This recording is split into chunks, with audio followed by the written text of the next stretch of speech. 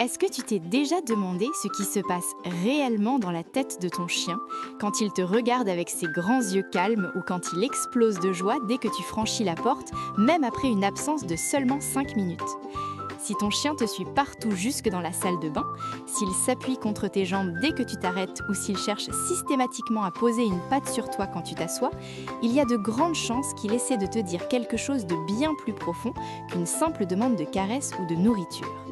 On a souvent tendance à croire que pour eux, nous sommes juste des distributeurs de croquettes géants ou des chefs de meute autoritaires qu'il faut craindre ou impressionner. Mais la réalité est beaucoup plus touchante et surtout beaucoup plus complexe que ça. C'est tout à fait normal de se poser la question et de douter parfois du lien qui nous unit à eux, surtout quand on fait face à des comportements qu'on ne comprend pas.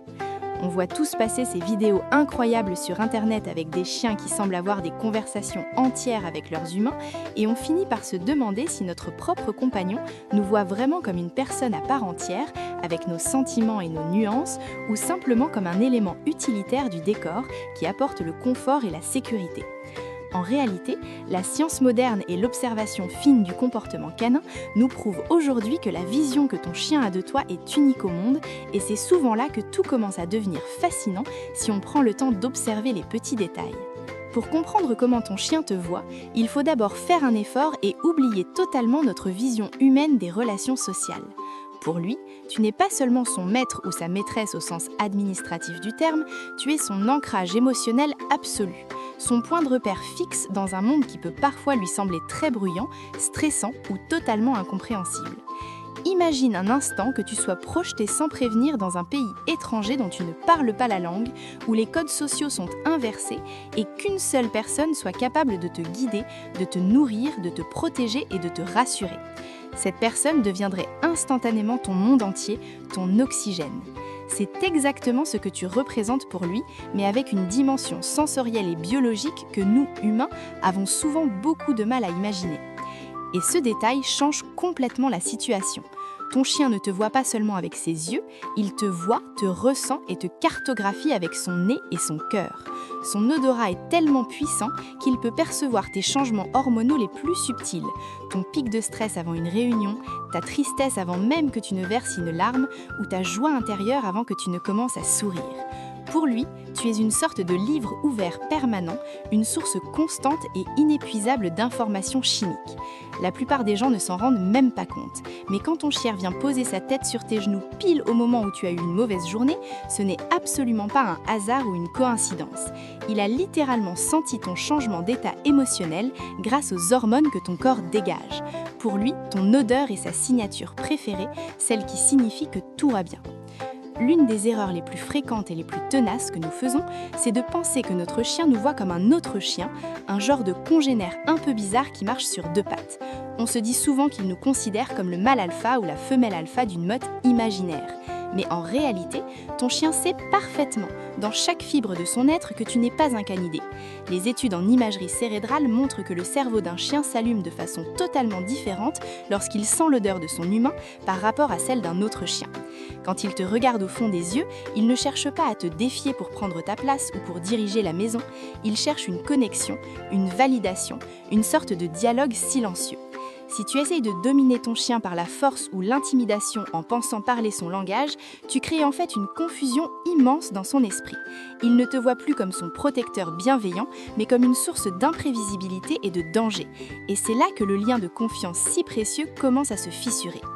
Une autre erreur classique qui gâche beaucoup de relations, c'est de croire qu'il s'il ne nous écoute pas ou qu'il fait une bêtise, c'est parce qu'il nous manque de respect ou qu'il cherche à nous narguer. Mais la notion de respect ou de vengeance est une pure construction humaine. Le chien n'a pas cette capacité de préméditation malveillante. Pour ton chien, la relation est uniquement basée sur la motivation, le plaisir et la sécurité.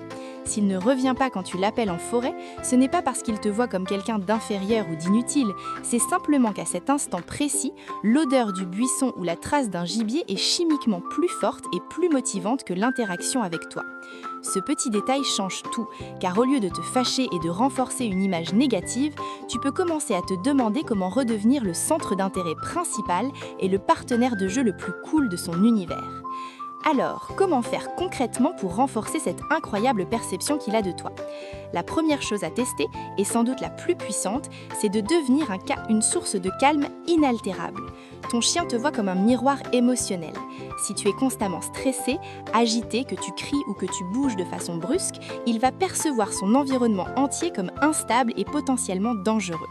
Au contraire, si tu apprends à respirer, à poser ta voix et à gérer tes propres émotions en sa présence, il va te percevoir comme un véritable refuge, une zone de sécurité totale.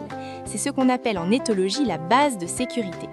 Un chien qui a une base de sécurité solide, c'est-à-dire un humain fiable, osera explorer le monde, rencontrera d'autres chiens avec plus d'assurance et sera moins anxieux parce qu'il sait que si un problème survient, il peut revenir vers toi et que tu seras son rocher.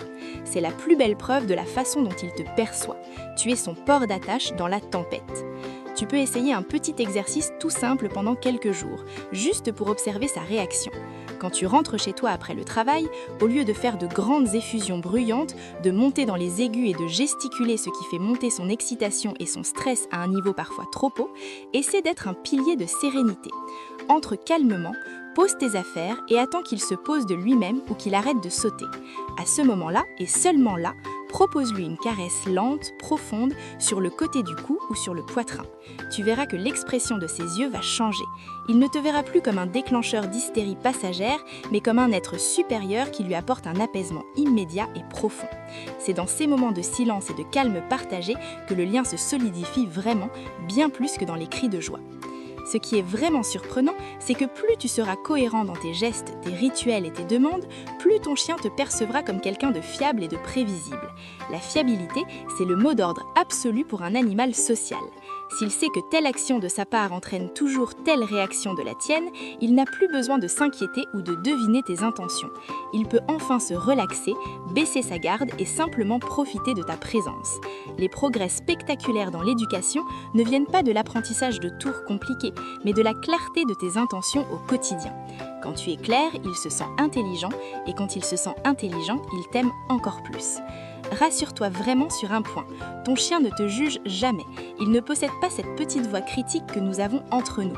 Il ne se souvient pas de l'erreur que tu as fait hier, du fait que tu as oublié de remplir sa gamelle à l'heure exacte ou du moment où tu as perdu patience parce que tu étais fatigué.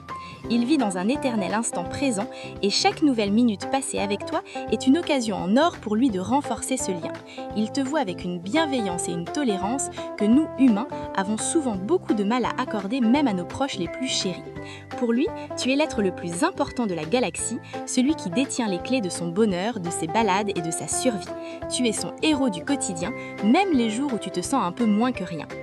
Prends le temps, la prochaine fois qu'il dort près de toi, d'observer sa respiration et la façon dont il cherche ton contact même dans son sommeil.